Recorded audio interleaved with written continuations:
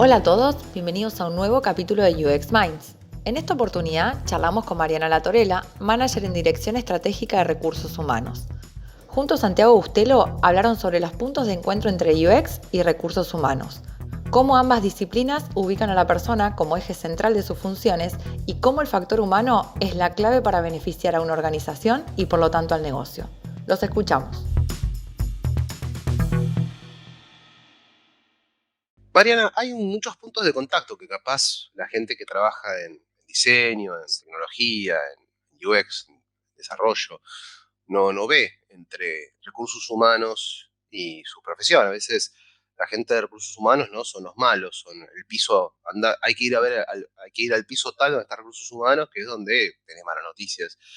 Y cosas que hemos hablado de otras experiencias, me hicieron ver que hay muchos puntos de contacto entre cómo la gente de recursos humanos ve su respeto profesional negado, ¿sí?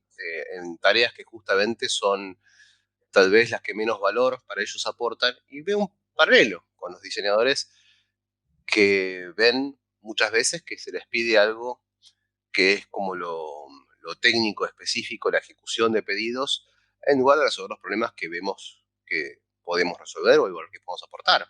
Hay cosas asombrosas en ese ejercicio porque lo que le pasa a recursos humanos muchas veces es que lo que no tiene o de lo que carece es como de la definición de propósito en su contribución. Esa falta de claridad en el propósito a veces hace que las personas no tengan un parámetro para valorar cuál es esa contribución. Y otra cosa notable que le pasa al área es que muchas veces cuando todo funciona bien, nadie observa cuál es el aporte o nadie puede dimensionar o no se hace visible o cabalmente visible cuál es el trabajo del área. Ahora, si algo falla, si algo sale mal, si hay una desinteligencia o algo está desarticulado, eso se hace mucho más notorio y en ocasiones se convierte como en el chivo expiatorio de la circunstancia, la falta de gestión en recursos humanos. Y te sumo a eso otra mirada que es también a veces algo que pasa, que es se le carga demasiado las responsabilidades o las tintas en este desdibujo que hay como un poco de los alcances o de las atribuciones del área, se le cargan muchas responsabilidades en cosas que no están dentro de su competencia. Digo, muchas veces el área, más allá de que aplique gestión, vanguardia, creatividad, dedicación, compromiso, profesionalismo y una serie de cosas muy positivas para la gestión, necesita de la articulación de otras áreas y a veces no puede blindar o no puede reparar otras acciones que claramente no son una responsabilidad de la gestión de recursos humanos. Al no reconocer la construcción de valor en lo que hace a que no se sienta, digamos, que justamente las cosas funcionen bien sin que se vea el sufrimiento y el esfuerzo, o sea, que solamente se reconozca el valor cuando hay sufrimiento, ¿no? Una cuestión de confundir esfuerzo con resultados, ¿sí? O movimiento con avance. Entonces, en eso que si no estoy sufriendo, si no los veo preocupados y agobiados, no están trabajando. Y creo que eso lo que genera es que entonces solamente surjan urgencias e incendios. Sí, y eso pasa y le pasa incluso a otras áreas. Cuando recién decías, hay ciertos puntos de conexión, ese creo que es un punto de conexión entre todas las áreas. A nivel de la mirada impuesta sobre las organizaciones es esa, cuando vos ves gente, incluso hasta hay estrategias para parecer ocupado, digamos, y mostrar o hacer un montaje sobre esa preocupación o ese movimiento. Y eso se separa o no necesariamente va de la mano de una contribución real o de una mirada a largo plazo de lo que implica el aporte del área, el aporte y la contribución del área. Cuando uno a veces dice, o a mí me pasaba incluso cuando me preguntaban a qué me dedicaba y yo contaba, entonces me decían, mucha gente. O pones carteles de feliz cumpleaños. Y eso no es una función troncal o central. Ciertamente es una de las tareas, pero parte de la necesidad que tiene el área y de la necesidad que tienen las organizaciones de comprender la misión o el propósito de recursos humanos es entender la necesidad de trascender esas tareas. Además de tareas, hay entregables claros. Hay un cartel de feliz cumpleaños, hay una fiesta de fin de año que tiene una invitación y hay un telegrama de despido o un contrato laboral. O sea, yo veo que se confunde mucho la construcción de valor con justamente valores intangibles, y lo que sí se ve claramente son los entregables y las tareas que conducen a esos entregables, a esos papeles, ¿sí? O telegramas. Y entonces, como eso es lo único que se observa claramente, o se puede cuantificar, un profesional de recursos humanos japonés cuánta gente despide al mes. Eso es fácil de cuantificar. Entonces, se confunde lo fácil de observar con el todo. Es una deuda que tiene la gestión de las personas en las organizaciones. Que las personas puedan comprender cuál es el abordaje y cuál es el aporte. Y en realidad el área de recursos humanos no está ahí para ejecutar esos entregables, sino para, en todo caso, trabajar para que eso no suceda. La ocurrencia de un telegrama de despido, la ocurrencia de una conversación difícil, es una muestra, es un entregable o un tangible de ciertas cuestiones que no se fueron atendiendo antes. Y ahí es donde verdaderamente la intervención de recursos humanos tiene sentido y empieza a construir esa concepción. Esta cuestión de la confusión de los entregables con el trabajo, que los diseñadores vemos, ¿no? Pareciera ser que nuestro trabajo fuera generar pantallas y no resolver problemas. Y es interesante como en las organizaciones, como contabas, Mariana, todas las áreas tienen ese problema. Uno ve en las disciplinas que trabajamos que las organizaciones maduras en el campo de experiencia de usuario, si lo ves también son maduras en la gestión de recursos humanos y en su desarrollo, ¿sí? Hablamos de, no sé, Google, una organización, una empresa multimillonaria que empezó con una historia, ¿no?, ya elaborada, que seguramente debe tener lo que se cuenta ciertas diferencias con la realidad, pero bueno, 2 personas en un garaje, en una habitación, en un campus universitario, lo que sea, la típica historia de éxito, ¿no? La narrativa heroica. Y por otra parte, Google se empezó a plantear, miren qué loco esto, que a la gente la dejan espacio para desarrollar sus proyectos, pero después resulta que no están así. Pero más allá de eso, había una idea de que Google, por ejemplo, otra cosa que había cuidado es cuidar a la gente. O sea, versus la idea fabril de que la gente hay que exprimirla para lograr valor. Creo también ahí, Mariana, interesante porque nos encontramos hoy con organizaciones que siguen manejando modelos de productividad del siglo XIX. Sí, y siguen no pudiendo entender dónde está el foco. Por ejemplo, esto que vos traes como ejemplo, Santiago, de Google, el aporte o la contribución es que se convierte hasta incluso en aporte científico. Digo, yo, por ejemplo, en mis clases, al no haber o al haber escasez de bibliografía sobre algunos aspectos, los enseño a través de visibilizar estas cosas. Por ejemplo, de la constitución de sus oficinas, de sus prácticas de recursos humanos, como una forma de romper, de hacer punta de lanza en aspectos de la gestión, ¿sí? En cómo abordar determinados procesos. Entonces, desde ese lugar, muchas empresas que entendieron, que fueron más allá en esto que yo digo de replantear, de poner en crisis el aporte y las verdaderas atribuciones del área, digo, tienen repercusión en sus resultados. Entonces, existe una conexión. Muchas veces incluso también, y esto cuando hablábamos de una mirada crítica al área, es algo que se le atribuye a recursos humanos. ¿Por qué no forma parte de determinadas conversaciones? Pero lo que tiene que entender es que cómo convertir al mismo idioma esa contribución que es posible, que indudablemente si existe, si esa conciencia, si es profesional, si es con una visión a largo plazo, tiene un impacto y tiene visibilidad en el resultado final. Hasta incluso, digo, con aspectos que tienen que ver con el cuidado de la persona. Es, de hecho, una misión del área de recursos humanos, un deber ser de área como propósito, cuidar a las personas. Y en eso está atender no solamente la salud, sino las condiciones de trabajo, la calidad de vida laboral que eso genera. Y ahí, Mariana, las organizaciones requieren que la gente viva drogada para trabajar. La única forma de trabajar es drogado, medicado, no importa si es legal o ilegal, ¿no? Cuál es la fuente, pero hay una deshumanización tal que está muy lejos de los propósitos que vemos en experiencia de usuario y que vemos en recursos humanos, como vos nos contás que lo ven, ¿sí? Que no es lo que mucha gente cree que es solamente, ¿no? Porque son los malos que me mandan el telegrama. Y me quedo también con otra cuestión de esto, del valor en las personas, que es lo que dice un colega nuestro desde el área de diseño de servicios, que dice que una empresa del siglo XXI, su misión debería ser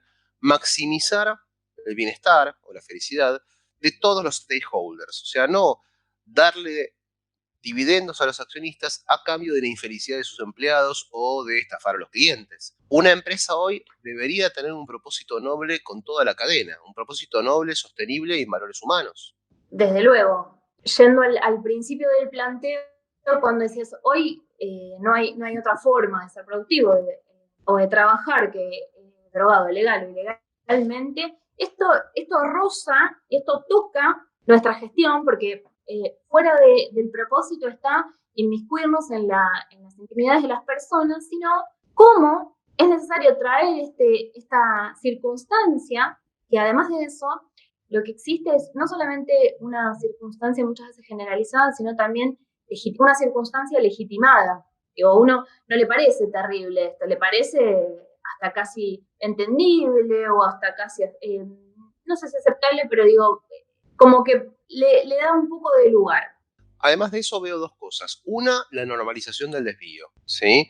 Se normaliza esa condición. Pero aunque se haya normalizado, la normalización lo que impide es ver un fenómeno como tal y se atribuye, se lo ve como una colección de casos individuales que se han normalizado y aceptado, en lugar de como una señal de alarma respecto a cuál es el contexto que está generando esa situación en ese volumen, que no es una persona aislada y no es que, bueno, las dejamos pasar, sino que hay una red de conversaciones y de valores que genera esos resultados recurrentemente que son difíciles de reparar. Sí, hay una mirada. No solamente en lo que decías de la suma de casos individuales, sí, hay quizás una mirada equivocada o no integral, que es no solamente la mirada particular versus lo general, sino una mirada del corto plazo versus el largo plazo. Si nosotros tenemos una consecución de problemas o una serie de problemas reiterados, no tenemos un problema. Tenemos una circunstancia o una cuestión que no atendimos y que no podemos abordar o que no nos decidimos abordar. Y esto es lo que necesita la organización. La decisión, que muchas veces está acompañada de una decisión política troncal de la dirección, y que Recursos Humanos pueda cooperar con eso estando a la altura, por supuesto, atendiendo lo que tenga que atender, hablo a nivel profesional, y que esto se pueda sostener en el tiempo. Si no estamos trabajando o interviniendo, resolviendo incendios del azar del hoy y no de la proyección del mañana. Y también tenemos esta cuestión del número, digo, si esto le pasa a más de uno, es un problema colectivo, es un problema organizacional. Si no tenemos un caso de estrés, tenemos un caso de burnout generalizado, que es un síndrome organizacional. Y esto es muy difícil también para las organizaciones porque implica darse cuenta, es como cuando uno tiene, como se dice en el enfermo, tomar conciencia de la enfermedad.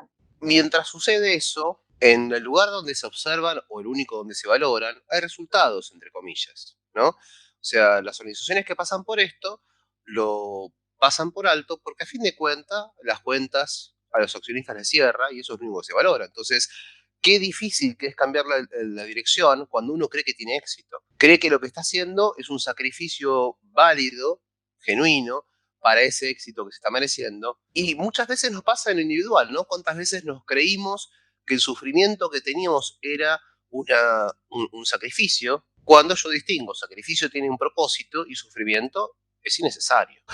Porque no era la única forma de lograr las cosas, o capaz ni siquiera las lograbas como pensabas, capaz era a pesar de ese sufrimiento y podrías lograr mucho más sin infligirte de lo que te estabas lastimando. Por supuesto. Y incluso esto es lo que se ve en forma cotidiana, cuando muchas veces las organizaciones tienen propósitos y los logran, esto que vos decías, las cuentas cierran, los accionistas reciben dividendos, los objetivos se concretan, los plazos se logran, ¿a costa de qué y qué precio se paga por eso? ¿Qué precio paga no solamente el individuo, ya no mirándolo en forma individual, sino qué precio paga la organización en cuanto a su estructura, en cuanto a su sustentabilidad, en cuanto a los recursos que pone en juego? Las personas no son recursos, sino son generadoras de recursos, y esto los pone en un estadio superador y superior de todo aquello que administran. Cuando nosotros tenemos una persona, tenemos la responsabilidad de cuidarlo, no de administrarlo de la misma forma que administramos el papel que usamos, el agua que se utiliza en los procesos de trabajo, o la luz que vamos viendo de qué manera la podemos ahorrar o administrar. Y hay una distinción interesante, Mariana. Hablamos con Eduardo Markovich de la visión integral, donde también las palabras sesgan, y hablar de recursos humanos o recursos naturales produce la ilusión de que los recursos se consumen o se explotan, ¿sí? Por eso él decía hablar de capital en lugar de recursos, de capital natural, ¿sí? El capital se cuida, se invierte, se hace crecer y los recursos se consumen. Y lo mismo veo con las personas son consumidas en muchas organizaciones, esto no es nuevo. Hay un libro que se llama Peopleware, de un ingeniero de sistemas, que él contaba que las organizaciones ya en ese momento, sigue siendo así, lo normal es de muchos gerentes sentirse orgullosos de cuánto pueden explotar a las personas.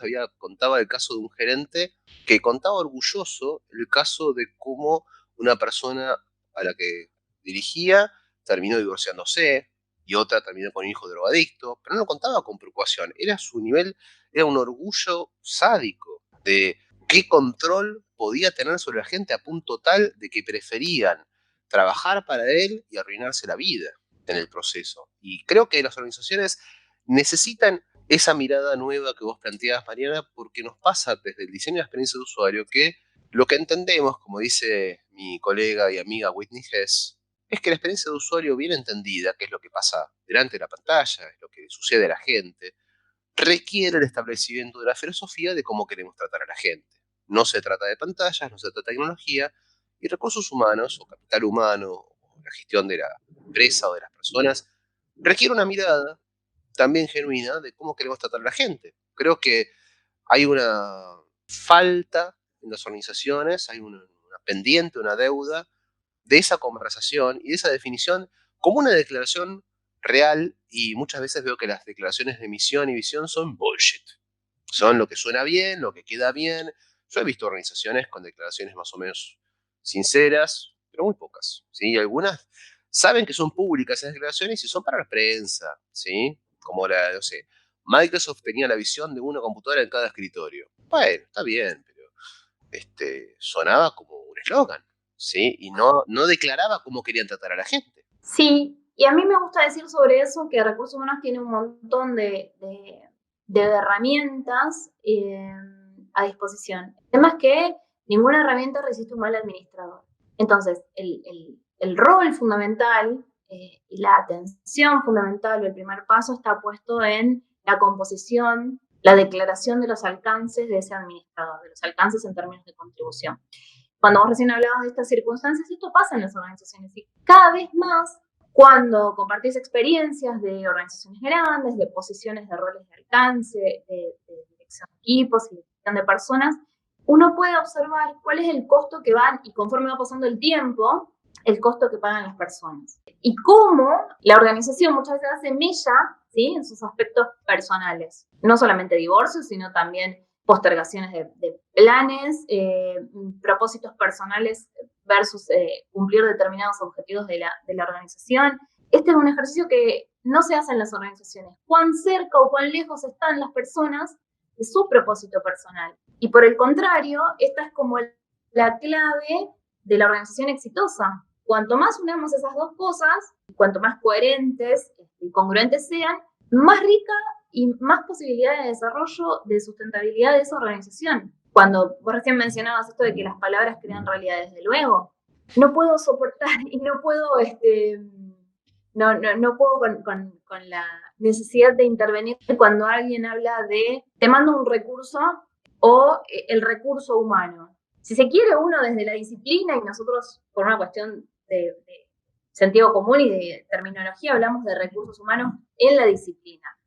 Ahora, cuando hablamos de la persona, del individuo como trabajador, no podemos hacer esa separación, no la podemos hacer ciertamente, porque en el caso de que la hiciéramos, el que termina perdiendo es la organización. Eso que contás de las personas como recursos se usa mucho en tecnología, sobre todo de áreas de ingeniería, ¿no? Se plantea esto de te mando un recurso, necesito un recurso. Y lo más interesante, Mariana, es que eso además, primero deshumaniza y en segundo lugar comoditiza. Y en parte es esa cuestión, ¿no? Donde, digo, si Mick Jagger se va a los Rolling Stones, no necesitamos un concurso, un recurso de micrófono.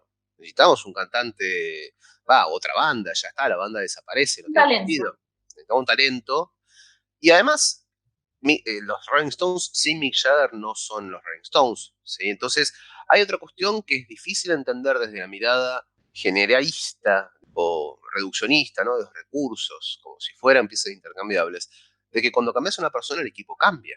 Sí, y sumando a lo que venías diciendo de antemano, esta cosa de no solamente usar como sinónimo el recurso como persona, sino usar la función como persona. Quiero un programador, quiero un programador en un contexto determinado, porque en el mismo ejemplo que planteas, si una banda se queda sin cantante, no me alcanzaría con hacer un casting de alguien que sepa cantar, que más o menos afine, ¿sí? Necesito a alguien con determinadas competencias en el escenario y con determinadas capacidades que le permita interactuar con el resto de las capacidades que están en ese equipo. Y mantener la identidad de la banda. Algunas pocas bandas han logrado sobrevivir el cambio de un cantante y es difícil además seguir manteniendo una identidad con toda esa historia que ha cambiado. Cuando el cantante, por poner un caso, casos hay otros personajes, pero el cantante es muy visible, es como el carisma de la banda. Y en cambio vimos organizaciones que tienden a la anonimización de la gente, donde el director de la compañía cambia todos los años, y a veces pareciera que cambian de directores como cambian de calzoncillos por las mismas razones.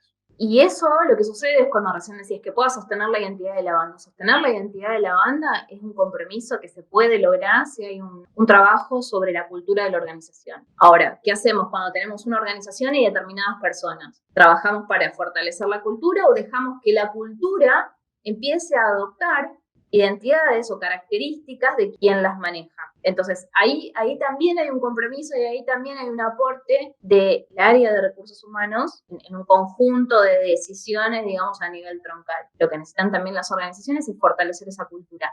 Los determinantes o las declaraciones de esa cultura, en tanto se trabajen, en tanto se fortalezcan y en tanto se honren, van a poder trascender de alguna manera los puestos que sean ocupados por determinadas personas. Y eso me va a permitir el día que yo tenga que cambiar de cantante para mi banda, no tenga una repercusión en el resto del equipo y no termine pagando las consecuencias el resto del equipo. Es también un trabajo que hay que hacer y un aspecto que se debe considerar de antemano, porque esto es algo, cuando uno habla, cuando no es lo mismo cuando uno habla de los años a una persona, de los años a una organización. Es un trabajo ciertamente de plano a largo plazo. Cuando hablamos de las personas, poniendo el foco en las personas, me interesa mucho entender las propuestas que la organización tiene, o las organizaciones tienen, para el desarrollo de las personas en cuanto a las cosas que la organización premia, que son realmente las que valen, porque las que declare sin premiar no tienen ninguna realidad. Y en eso una cosa que se observa, bueno, vos conocés muy bien el principio de Peters, ¿no? Donde la gente se la asciende hasta llegar a su nivel de incompetencia. Vos sos buen programador, entonces te ponen jefe de programadores, pero eso es otra función que requiere otras competencias. Pongámosle que lo puedes desarrollar. Entonces te ponen gerente de sistemas y capaz ahí ya no funcionas más, porque ya no puedes desarrollar esas otras capacidades. Yo conozco incluso el caso de una organización que me han contado que si te va bien en tu puesto, te ascienden. Y si en el nuevo puesto, en un mes, no funcionas, te echan. O sea que hemos pasado de tener una persona que funcionaba y bien a 2 puestos vacíos. Es demencial. Y esa idea de mecanización y de la gente como recursos y como engranajes de una máquina que se los fagocita, me parece muy preocupante cuando nosotros no vemos cuál es el camino también que las personas hacen en la organización, cómo es su vida, su trayectoria, saliendo de ideas que yo creo bastante anacrónicas de esto de si haces bien tu trabajo te asciendo, lo cual en realidad no es tanto un premio. La gestión muchas veces, si desapareciera, ¿sí? Y en muchos casos se tiende a reducir la gestión, esa que decimos, ¿no? Que está encima, el micromanagement, por ejemplo. El micromanagement es totalmente perjudicial y en un equipo que tiene que crear cosas nuevas, es lo peor que puedes hacer. Y yo veo mucho micromanagement muchas veces de gente que ha sido ascendida, de cosas, de posiciones operativas a posiciones gerenciales, sin las competencias de trabajo en equipo y de liderazgo necesarios para llevar esa función. Y en consecuencia, cuando hay alguien que les pregunta algo, le dicen que se corre y se sienten a hacerlo ellos. O sea, pasamos de tener un excelente técnico a un pésimo gerente. Y ahí hay algo que me vuelve a llevar a esta observación de las organizaciones y de la necesidad de trabajar no solamente con la cultura, sino con el largo plazo. Digo, una persona que yo haya ascendido y que la haya llevado hasta el umbral de su ineptitud, en un punto no es, o una mala performance, no es responsabilidad de la persona, de la misma forma que en un punto tampoco es responsabilidad de la persona que la empresa tenga que desvincularla. Algo pasó en el medio, algo no atendí, una alarma no respondí, un semáforo omití que me llevó a esa circunstancia. Y entonces en un punto es no solamente responsabilidad, sino también es un indicador y es una posibilidad también para la organización de atender esas cosas y de actuar en consecuencia. Esto que vos mencionás de cómo el ascenso termina siendo un premio sin tener en cuenta lo que va a venir después y sin prepararlo para eso, es algo muy común en las organizaciones por ahí que están fuera de lo que vos mencionabas, como aquellos que atienden o que comprendieron a través de sus resultados cómo impacta la gestión de recursos humanos. Es muy común y es muy típico de las organizaciones que van creciendo y que se van dimensionando, que van escalando, que los ascensos se den como premio y no se prepare con todo aquello que viene acompañado a un ascenso. Se dicen las desvinculaciones que uno no renuncia a las empresas, sino renuncia a sus jefes. Es como la premisa para entender la necesidad de trabajar el liderazgo de cada organización como un pilar estratégico que la empresa debería ver para su sola supervivencia. Digo, si yo no atiendo esa necesidad de trabajar el liderazgo y de construir la forma de ejercer el liderazgo, punto por otro en contra para la organización y para su capacidad de sostenerse en el tiempo. De hecho, cuando trabajamos con mis alumnos, el concepto de liderazgo es algo muy remanido, con muchas definiciones, y un ejercicio que hago habitualmente es definir el liderazgo. ¿Qué es ser un buen líder? Y bueno, eso se está construyendo de acuerdo a hoy por hoy, a través de estas conversaciones, con esta mirada. ¿Qué es lo que tiene que provocar un buen líder? ¿Un resultado a costa de de pagar el precio alto que fuera o lograr desarrollo? Veo, sumado a lo que vos decís, que también hay un problema de cortoplacismo porque el mercado, entre comillas mercado, como si el mercado fuera una cosa tangible, bueno, es culpa del mercado, Claro, no tengo la culpa, es el mercado. pero vamos a decir mejor la narrativa actual, ¿sí? La narrativa que no es lo que debe ser, lo que creemos que funciona, no premia la longevidad, premia el éxito rápido, premia lo que deslumbra, premia el emprendedor de 25 años que ahora es millonario, y no premia el esfuerzo sostenido y los resultados predecibles, premia el impacto, el golpe de efecto, y premia mucho eso, la noticia, la narrativa, porque eso es narrativo. No es lo mismo un personaje atractivo para las narrativas que un personaje efectivo. Y nosotros estamos atravesados por esa mirada banal de farándula, donde la gente que habla de los gerentes habla de los personajes, pero no de la gestión. Sí, y eso, la gestión cotidiana de las organizaciones se traduce en que hay una mirada puesta y posada sobre trabajar sobre la construcción y el logro de los indicadores. Y nada invita a revisar cómo, de qué manera o qué sucedió en el medio para esos resultados. Y hay también como una tendencia, no solo en el cortoplacista, sino también de trabajar sobre la cosmética de las determinadas circunstancias, de los resultados externos. Además de, no solo quién se saca o pasa la papa caliente, quién hace qué hace y lo resuelve, y quién aborda verdaderamente con todo lo que implica, porque las cosas tienen un proceso natural, sobre todo en las organizaciones y tiempos, y requiere, sí, de plano, vuelvo a esto como reiterativo, una mirada del largo plazo y a conciencia, y no superficial. Muchas veces esto puede pasar en la práctica cuando uno hace una actividad, ¿de acuerdo? Entonces, antes, en otras circunstancias, cuando nos íbamos a hoteles, había medialunas ricas, preguntábamos, ¿qué tal el servicio de catering? ¿Qué tal las sillas? ¿Qué tal todo bárbaro, el hotel, la pileta, el servicio? Entonces, ¿qué me dicen los resultados? Que la capacitación fue un éxito. Caramba, esto hay que ir a medirlo a ver si la persona, entre todo eso que hizo, entre el vino que tomó, el día, la dispersión del día, lo divertido que puede ser pasar un día en un hotel, en una zona de campo, a cuánto de eso se lleva a la tarea, cuánto de eso puede volcar en la tarea y cuánto de eso se sostiene en el tiempo para un resultado concreto positivo. Eso también me hace acordar esta cuestión, ¿no?, moderna de tener mesas de ping pong y de metegol, en realidad estamos planteando que tu trabajo es tan aburrido o tan anodino o tan alienante que necesitas eso, y que eso es lo que lo complementa y lo que le da sentido. Yo he visto mucha gente que lo aplica a eso y me pregunto, ¿tenés un trabajo tan malo que eso es lo que necesitas como para que ir a la oficina valga la pena por jugar al metegol? ¿Tan malo es tu trabajo que necesitas edulcorarlo en lugar de que tenga sentido lo que haces y haya una motivación intrínseca en el trabajo que estás haciendo? Nuevamente, hay un punto ahí que marco, ¿no? Que vos trabajás muy bien, que es la cuestión de la motivación intrínseca versus los premios o el hotel, ¿no?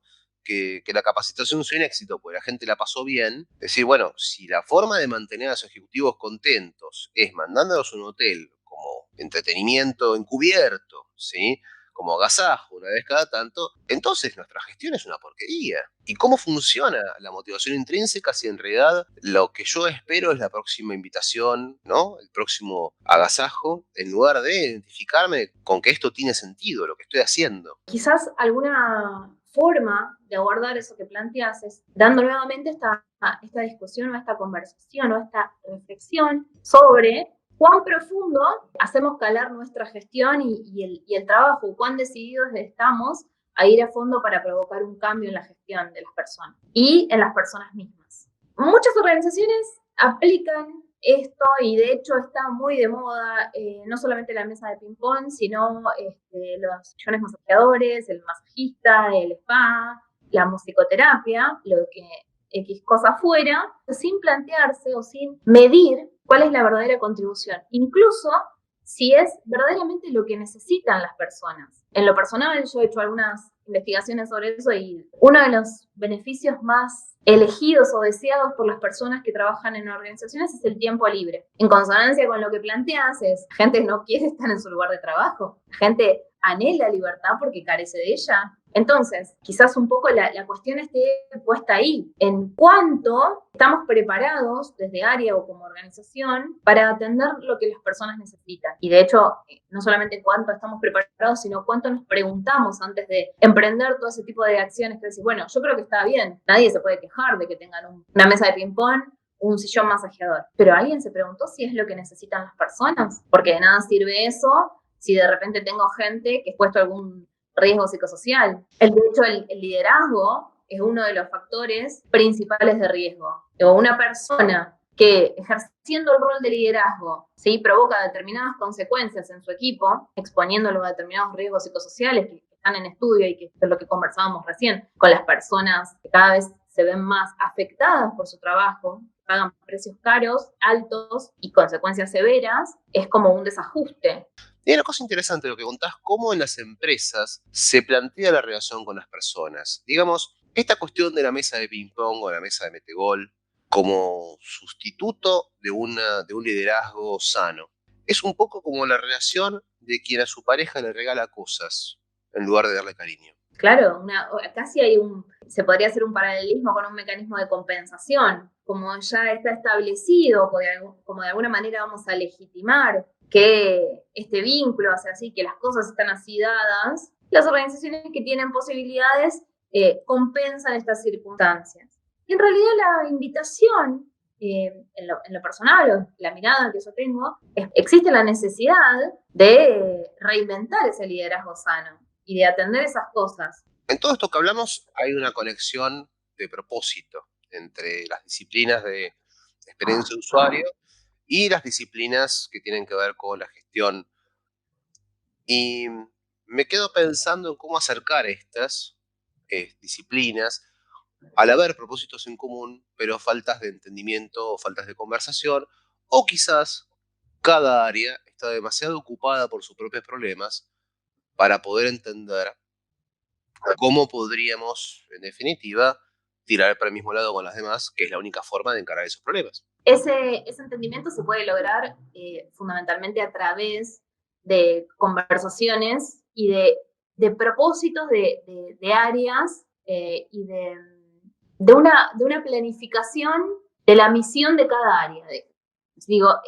Hay una necesidad de acercar posiciones entre la mirada que las áreas técnicas, como pueden ser las áreas de diseño, tienen sobre el área de recursos humanos, Y hay también una mirada casi sesgada por el prejuicio entre las dos áreas, ¿sí? Es necesario inicialmente un acercamiento. Ese acercamiento será consecuencia de la replanificación o la reprogramación de estos propósitos. Y también tiene que mediar, digamos, una comprensión de las áreas técnicas de cuál es el alcance de recursos humanos y de cómo las áreas técnicas pueden servirse del trabajo de recursos humanos. Hay una cosa que está puesta al servicio, ¿sí? Y esto lo debe honrar y lo debe entender recursos humanos. Está puesta al servicio de que las áreas técnicas crezcan, se desarrollen y encuentren eso que decíamos antes, la forma de vincular el propósito personal de cada una de las personas, de los individuos, con el propósito de las organizaciones. Un socio o un colaborador de ese objetivo debe ser el área de recursos humanos y debe ser también la política de recursos humanos, independientemente de cómo la gestionen las personas. O las declaraciones de las organizaciones tienen que tener el foco puesto en el acercamiento, ¿sí? Y en la jerarquización de la contribución de recursos humanos en este punto. Esto no se logra cuando, digo, la frase de nadie se salva solo. Bueno, el profesional de las áreas centrales de las organizaciones, cuyo corazón sea el diseñador o los diseñadores, muchas veces no pueden encontrar su propósito en forma individual. Bueno, al servicio de eso está el área de recursos humanos. Entonces esto debería de alguna manera cambiar la mirada que las áreas de diseño, las áreas técnicas, las áreas específicas de organizaciones tienen sobre la contribución del sector de recursos humanos que históricamente está asociado a un área de staff, de soporte. Bueno, ese soporte es servicio. Y ese servicio es de alguna manera esa vocación, ese valor agregado, de alguna manera es lo que va a propiciar ese acercamiento entre los objetivos personales y los propósitos de las organizaciones. Y ese propósito, Mariana, habla de organizaciones justamente con un propósito, que es lo que creo que nos falta a muchos profesionales, que es una estructura que tenga propósito, ¿sí? Servir un propósito. Es una cuestión que yo veo que falta y que al haber un propósito el resto cobra sentido, entre comillas, mágicamente, porque está alineado con algo. Y muchas organizaciones les está faltando a veces entender cuál es su propósito. Ahí está el desafío principal de las organizaciones como definición del propósito. Y ahí está también la clave, si uno hace el ejercicio de mirar las organizaciones exitosas, y no hablo de grandes, hablo de organizaciones que crezcan, que puedan desarrollarse y que puedan de alguna manera encontrar un sentido, independientemente de su volumen, los puede linkear con el haber encontrado o con el haber tenido un propósito original. ¿Sí? Esto también le pasa, incluso cuando hablo de volumen, le pasa a los emprendedores, porque hay muchos emprendimientos o personas que gestionan sus propios emprendimientos fracasan. Porque de alguna manera o inicialmente muchas veces la necesidad de emprender es producto o consecuencia de querer alejarse de determinada dinámica o de no querer más una cosa. Y que sea como una alternativa frente a una decisión pensada, planteada y diseñada con un propósito inicial. Esto también le pasa a las organizaciones, insisto, independientemente de su volumen. Entonces, acá es donde encuentran la clave para poder trabajar. Para poder trabajar, digo, a largo plazo y para poder diseñar. Definir un propósito, transmitirlo, honrarlo, ser consecuentes y coherentes con ese propósito, es como el punto de partida que puede ayudar incluso, no solamente a la organización, sino a las personas que la integran. Y de alguna manera, esa responsabilidad, más allá de que esto provenga de conversaciones de directorio casi, ahí recursos humanos tiene un rol central. En la medida en que no lo cumpla es donde verdaderamente flaquea, y en la medida en que lo cumpla es donde muestra fundamentalmente su contribución, siendo redundante el propósito. Y lo que sucede en las organizaciones es que todas se están viendo impulsadas al negocio del software, que no era su negocio, pero ahora todos se tienen que dedicar a su negocio dentro del software, dentro de autoservicio. Y el problema es que no entienden muchas veces cómo convertir una propuesta de software, de diseño o de lo que fuere, en un negocio. Porque el negocio que conocen no funciona así. El negocio que conocen es otro. Y es el negocio del cual no quieren salir, del cual plantear las condiciones de autoservicio para un negocio que vendía y sigue vendiendo con personas llamando por teléfono, le cuesta dar ese paso al autoservicio. ¿Por qué? Porque el autoservicio requiere un nivel de impecabilidad en toda la cadena para que cuando uno accede al autoservicio esté todo planteado y resuelto, en lugar de gente que al teléfono lo va ubicando, ¿sí? Cambia la organización que tiene que prestar el servicio, porque el servicio ahora tiene que tener mayor calidad y menos parche constante de la gente que lo ofrece. Esa cuestión, yo veo que en las organizaciones hay un problema grave, y es que las conversaciones que la organización tiene son conversaciones basadas en declaraciones más o menos difusas, muchas veces con doble discurso, y el software no entiende nada de esas cosas. El autoservicio no se puede construir sin claridad. Entonces, cuando nos sentamos con los ejecutivos, encontramos que realmente no pueden bajar a tierra nada, porque hasta ahora simplemente flotaban por arriba muchas cosas y se iban resolviendo, pero cuando el problema es poner en blanco sobre negro las cosas, ese paso no se puede dar. Y yo suelo decir que cuando vos tenés un sistema que no funciona, pero todo se acomoda con la conversación, y en definitiva de esa forma suceden las cosas que se espera que sucedan, y vos le ponés la rigidez que tiene el software, logras un sistema que no funciona y no se puede cambiar. Y creo que a medida que las empresas están viendo que el software se las come vivas, porque antes era el software se está comiendo el mundo, ahora ya lo está masticando, y a medida que esto sigue avanzando, las organizaciones veo que tienen que reacomodar una mirada para poder incorporar estas cosas, donde la persona tiene que volver a ser central, porque ya justamente las tareas rutinarias las hace el software. Y entonces el valor de la persona cambia, porque ya no es una pieza de repuesto. Y muchas organizaciones no están dispuestas a dar ese paso porque todavía les funciona lo otro. Y nada peor para cambiar de estrategia de creer que la que tenés te funciona y te va a seguir funcionando igual. Cuando las cosas no te van mal, es más difícil asumir el riesgo del cambio. Muy pocas empresas han hecho saltos mientras funcionaba la cosa. Desde luego, desde ahí la observación que hago, digo, como un emplazamiento que es necesario hacer, que es la centralidad de la persona desde distintas miradas y desde diferentes disciplinas. Desde el área de recursos humanos, en su rol de, si se quiere, como se lo llama, cliente interno. Y desde el área de experiencia de usuario, desde su rol de en definitiva, consumidor o cliente de determinadas industrias. Encuentro ahí la necesidad de, como decías, de emplazar a la persona y de comprender cómo ésta interviene o se interrelaciona con diferentes procesos, trascendiendo cualquier mirada de disciplina o cualquier disciplina en definitiva. Una necesidad de emplazar al ser humano como centro de nuestra gestión y en definitiva de lo que veníamos hablando, de nuestro propósito. Yo trabajo para que la persona y el ser humano sea el centro de mi ejercicio profesional. De alguna manera encuentro una vinculación en el diseñador que trabaja en la experiencia de usuario, centrándose, y en la experiencia, centrándose en el ser humano. Y eso es una construcción que tienen que hacer todas estas disciplinas, que de alguna manera van iterando o en forma dinámica, creciendo, consolidándose y llevando la construcción de esas conversaciones que se están dando. Hoy estas disciplinas se están dando conversaciones, no solamente locales, sino globales, sobre esas tendencias, esas formas de actuar. Y están entendiendo, si se quiere, este cambio que vos mencionabas. Cómo los diferentes modelos de negocio se van adecuando y cómo se va articulando eso. Y por sobre todo eso, la necesidad de poner a la persona en el centro, independientemente de las demandas que tenga esa persona, digo, ya sea como empleado o como cliente o como usuario. Bueno, Mariana, muchísimas gracias. Gracias, Mariana, por tu participación. Los esperamos a todos en el próximo capítulo de UX Minds y recordá que podés volver a escuchar este podcast en Spotify, Apple Podcast y Google Podcast, o lo podés ver a través de nuestro canal de YouTube como UX Minds.